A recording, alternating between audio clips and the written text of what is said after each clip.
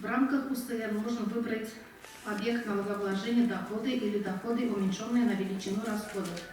При применении объекта налогообложения доходы налогоплательщики уплачивают налог по ставке 6% с доходов. При этом сумму исчисленного с доходов налога можно уменьшить на сумму уплаченных страховых взносов, но не более чем на 50%. Индивидуальные предприниматели, которые работают одни, без наемных работников, могут уменьшить налог на сумму страховых взносов без ограничений, как и при ЕНВД.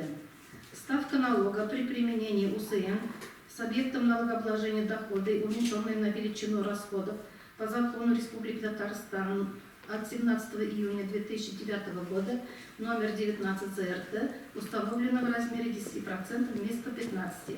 При этом следует отметить, что федеральным законом от 1 апреля 2020 года номер 102 ФЗ о внесении изменений в части 1 и 2 Налогового кодекса авансовые платежи уплачиваются ежеквартально, не позднее 25 числа, следующего за отчетным кварталом. Индивидуальные предприниматели, кроме упрощенной системы, могут применять патентную систему налогообложения. Этот режим допускается при схожих измененных видах деятельности, при этом годовой доход не должен превышать 60 миллионов рублей, и численность работников должна быть не больше 15 человек. Переход также добровольный. Для перехода заявление подается не менее чем за 10 дней до начала действия патента. То есть, если индивидуальный предприниматель планирует перейти на данную систему с 1 января 2021 года, заявление необходимо представить до 17 декабря 2020 года. Оформить патент можно на 1 год или на несколько месяцев. В зависимости от периода, на который выдан патент, будут различные сроки уплаты налога. В случае, если патент выдан на срок до 6 месяцев, налог уплачивается в размере полной суммы налога в срок не позднее срока окончания действия патента. Если патент получен на срок от 6 месяцев до календарного года, то 1/3 суммы налога уплачивается в течение 90 календарных дней после начала действия патента, а 2/3 суммы налога не позднее срока окончания действия патента. По патентной системе налогообложения декларации не представляется. Документом, удостоверяющим право на применение патентной системы налогообложения, является патент на осуществление одного из видов предпринимательской деятельности, в отношении которого законом субъекта Российской Федерации введен указанный специальный налоговый режим. Платежи и пособия по аналогии с имеющимся в настоящее время правом у налогоплательщиков, применяющих ЕНВД. Также обращаем внимание, что в соответствии с главой 9 Бюджетного кодекса Российской Федерации сумма налога, уплачиваемого в связи с применением патентной системы налогообложения, аналогичной ЕНВД, подлежит зачислению в доходы местных бюджетов. Вопрос по патентной системе налогообложения. У индивидуальных предпринимателей имеется магазин площадью 50-40 квадратных метров. Продажа в розницу. Ассортимент большой. Весь товар продается с одного зала. Продукция, молоко, хлеб, мука, сахар, хозтовары, садовый инвентарь, электроинструменты, стройматериалы, электротовары, велосипеды. Под одним патентом можем ли работать на весь ассортимент товара? Численность наемных работников влияет ли на стоимость патента? Менә бу тизеп төшкән бит инде сактас әйберләрем. Ул вид предпринимательской деятельности на розничная торговля. Розничная торговля на стационарной сети площадью не более 50 квадратных метров. Или дальше 150 квадратных метров на приниматель, что 150 по элегантин. Получается, ул патентные условия выполняет. И безнең патентный условия 15 кеше, наемный работник 15 кешедән ким, 15 включительно, плюс индивидуальный предприниматель 16 инде. Работодатель был индивидуальный предприниматель и 15 наемных работников. Бұл уже крәле патентная система белән эшләй ала.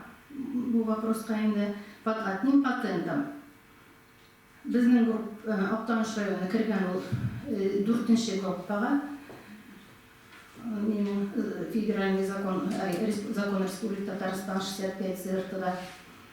Анда миллион 700 паралган розничная торговля. Потенциально возможный доход. Потенциально возможный доход миллион 700 топпарлыгыз алтыга %2 шыға инде шул еллык налог була инде.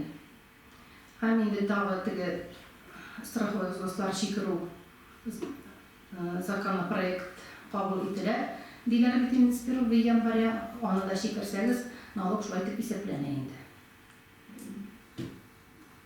Ну, тогда ведь предприниматель тогда может же хайбер ойга патент получить, получается. И в этом случае, если он патент будет делить и на каждый месяц отдельно брать, или, например, на 3 месяца, то он будет только за этот период платить патент. А если, например... Но ярты елдан сын, например, у икончатырной системы налогообложения рабочейкен, то ему не придется уже еллых патентный тулярге. Yok, o bitinde например, olayken patentini какой-то периодқа. 6 ayga olayken все, он не может обратно какой-то система. 3 ay işledim de 3 ay geri sistem, ikinci sistema bilen işlemeli değil tabi. Уже 6 ayga bilen olayken patentini. Получается, на следующие 6 месяцев обязательно должен будет продлять этот патент? Yok, на следующие 6 месяцев упрощенный может писать. Кушерга может и патент ушамастырын.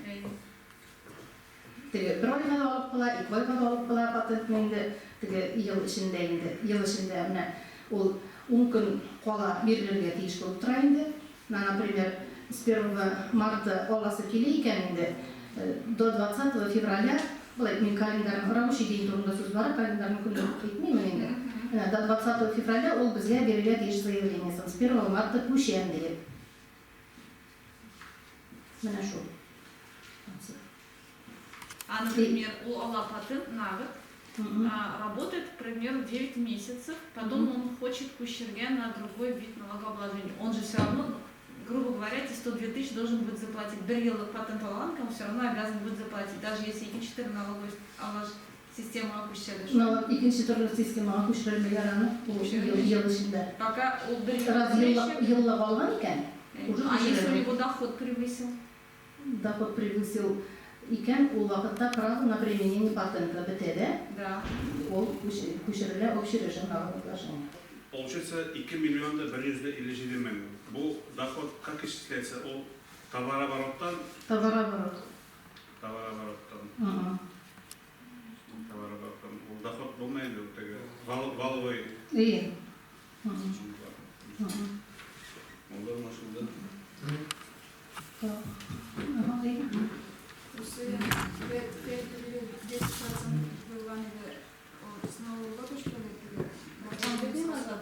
С Нового года тугой ол давно. Ол определенные виды деятельности, строительства, да, перерабатывающие промышленности. Турбаринжану. То есть не всем это? Не всем. Определенная категория виды деятельности. Нам дали вопрос, не понимали. ООО или индивидуальный предприниматель закупает партию товара с большим ассортиментом для перепродажи с отсрочкой платежа по договору на 2 недели или на месяц. При оплате поставщику имеем ли право отнести полностью оплачиваемую сумму, учитывать в расходах, так как товар еще не полностью продан? Если нет, то как правильно сделать? Как учитывать в расходах оплата на товар, закупаемый партиями и большим количеством ассортиментных позиций, которые оплачивают поставщику не одной суммой, а несколькими, несколько платежных поручений разными дни. При превышении годового дохода до 300 тысяч рублей от суммы какого дохода заплатить 1% пенсионный фонд от годовой суммы дохода за вычетом расходов или только от суммы годового дохода. Только индивидуальные предприниматели платят тип сравнения вообще. Доходы минус расходы на сойлаған ұшырапта. Товар сатылғаш қана сіз оны расходқа қоя аласыз. Міне оның основной учет алып бару керек болып тұра бұл доход минус расходта. Аңа конкретно учет керек енді. Например, міне теги 1С бар, 2С бар да бар бит оплата производится.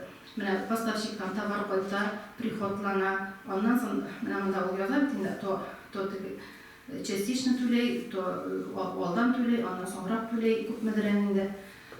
Привязывайте документны с оплатой, төлегештен қайтқан товарға, ақшасын көшірейкен, привязывается итілі теги документқа, что товар оплачен, а потом теги товар поступает на продажу поступает и продается только при продаже бұл товарның продавать итилешкіне сіз оны расходқа қоя аласыз. Перевести на расходы деген. Міне программада бар енді, олай алып қолдан бұл егіріне ішлей тұрған, учет алып бара тұрған егір түгіл енді қолдан ішлеген кішіге. Маған обязательно программа керек, доходы минус расходы. Количественный суммовой учет товаров, көпі товар кірген, көпмесі сатылған, учет баруға тиіс. Окружает своим бывшим сотрудникам зерно в качестве поощрения. Вопрос по применению ККМ деген. Формируем обычную реализацию на косвенные расходы. В этом случае должны ли мы будем применять ККМ? Бұл бетінде бүлек етіп бере зерноны. Мында факт оплаты жоқ. Факт оплаты болмағаш, кассовый аппаратқа соғу керек болып тұр енді бұл шырақта. Например, или индивидуальный предприниматель, поданным по-любому должен оформить как работника. Она шел эйберне бітіріп, какой-то патентный система, семейный патент мендер сонда, жондай система боларға дейіш деген предложение бар. Уже легально полностью бітінде төлейгер бітінде уже неге, как работник у страховой взноста, совместный бизнес болса да енді, как работник, и шул легализировать итіп енді все остальные члены семьи какой-то официальный патент алып шығару тәртібін предполагать етілген енді, шол рассматривается дейді. Келешекте когда они смогут, например, ладно, очухались в январе, феврале, а могут мы сразу же баргада и написать заявление? Патент yazalıydı. Тогда он патент, например, февральда брали, он равна патент Şimdi fevralda isine düşeyken, февральном этом ведь игры mesela isine düşse biter, он сюда бiter, за 10 дней до начала следующего месяца, например. Февральном игры isine düşse, с марта yazayında patentқа. Upraşım kınacalı içinde kuşuk bulmayı. А только патент Только патент